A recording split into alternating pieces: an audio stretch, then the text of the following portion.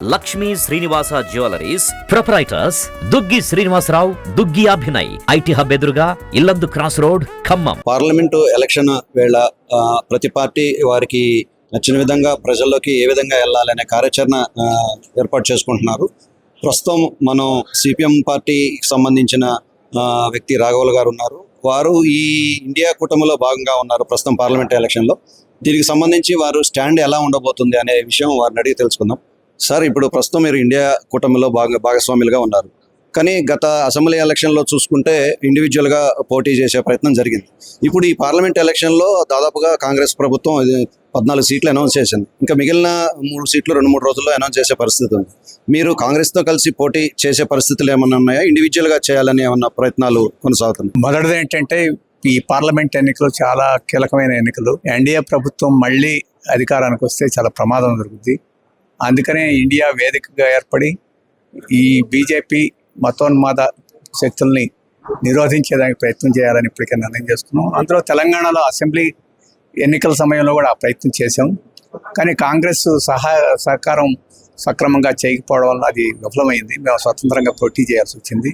మేము స్వతంత్రంగా పోటీ చేసిన 19 స్థానాలు మినహాయించి మిగతా స్థానాల్లో వారు అడిగినా అడగకపోయినా మేము కాంగ్రెస్కే ఆ రోజు సపోర్ట్ చేసాం. ఎందుకంటే ఇండియా కూటమిలో భాగస్వాములుగా ఉన్నారు కాబట్టి. ఇప్పుడు కూడా కాంగ్రెస్ ఇండియా కూటమిలో భాగస్వాములందరి మధ్య సయోధ్య కుదర్చాల్సిన బాధ్యత కాంగ్రెస్ది. ప్రతి రాష్ట్రంలోనూ ఎవరైతే పెద్ద పార్టీయో వారు చేయాలి. కానీ ఇక్కడ కాంగ్రెస్ అటువంటి బాధ్యతను నిర్వహించలేదు. ఇప్పుడు పార్లమెంట్ ఎన్నికల్లోనైనా ఆ వామపక్ష పార్టీలను ఆ రకంగా సమీకరించి ఆ రకంగా ఉమ్మడిగా ముందుకు పోయేదానికి అదే ప్రయత్నం చేయలేదు. చేయకపోయినా మేము మా రాజకీయ అవసరాల రీత్యా మేము భువనగిరిలో పోటీ చేస్తున్నాం స్వతంత్రంగా. మిగతా స్థానాల్లో ఇండియా కూటమిలో భాగస్వాములు ఎవరుంటే వారికి మద్దతు ఇవ్వాల్సిన ఉంటుంది. కాంగ్రెస్ అందరినీ సమీకరిస్తే ఉమ్మడి ప్రచారం జరుగుద్ది. అది చాలా గట్టి ప్రభావం ఉంటుంది. ఈ రాష్ట్రంలో ఒక్క స్థానానికి కూడా బీజేపీకి అవకాశం లేకుండా చేయొచ్చు. ఒకవేళ ఆ రకమైన వాళ్ళు బాధ్యత తీసుకోకపోయినా మా ప్రచారం బీజేపీకి వ్యతిరేకంగా, ఎన్డీఏకి వ్యతిరేకంగా రాష్ట్ర వ్యాప్తంగా జరుగుద్ది. బీజేపీని ఓడించే శక్తులన్నింటినీ, ఇండియా కూటమిలో భాగస్వాముల శక్తులన్నింటికి మద్దతిస్తాం.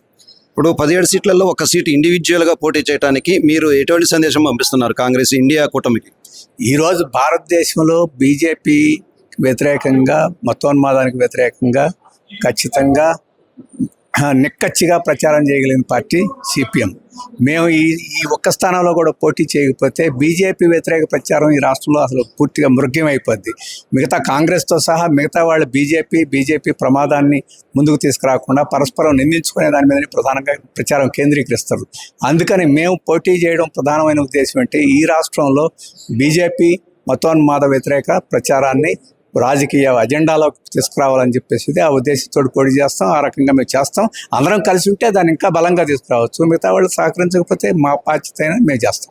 ఈ ఒక్క సీటు మీరు సిపిఎం పార్టీ నుంచి అభ్యర్థిని నిలబెట్టడం వల్ల గతంలో అసెంబ్లీలో సిపిఐ పార్టీ ఒక సీటు తీసుకొని ఆ సీటు గెలిపించుకోగలిగారు. మరి మీరు ఇప్పుడు కాంగ్రెస్తోని సంబంధాలు ఉండి కూడా ఇండివిజువల్గా ఒక సీటు నిలబెడుతున్నారు. దీనివల్ల ఏమైనా నష్టపోయే అవకాశం ఉందంటారా మీ పార్టీ?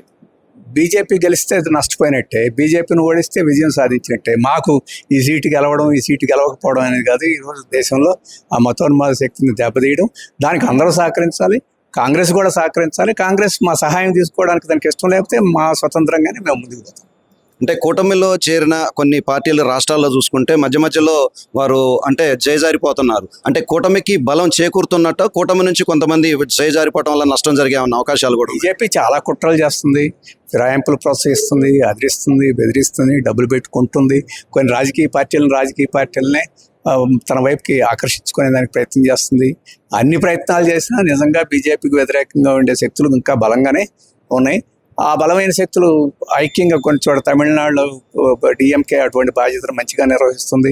అలాగే ఆర్జేడీ మంచి నిర్వహించింది, అఖిలేష్ నిర్వహించింది. ఇప్పుడు మహారాష్ట్రలో 3 కాంగ్రెస్, ఎన్సీపీ, శివసేన ఆ రకంగా ఐక్యంగా నిర్వహించింది.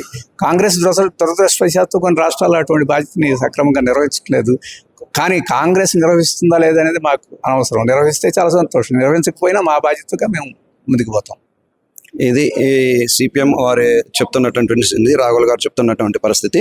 సిపిఎం కాంగ్రెస్లో పొత్తైనప్పటికీ ఒక్క స్థానాన్ని వరకు మేము మాత్రం మా అభ్యర్థిని నిలబెట్టాం, గెలిపించుకుంటాం అని చెప్తున్నారు. కాంగ్రెస్ మాకు పూర్తి మద్దతు ఇచ్చినప్పుడు మేము కూడా కాంగ్రెస్తోనే ఉంటాము, కాంగ్రెస్కి పూర్తి మద్దతు ఇస్తూ ఉంటున్నారు.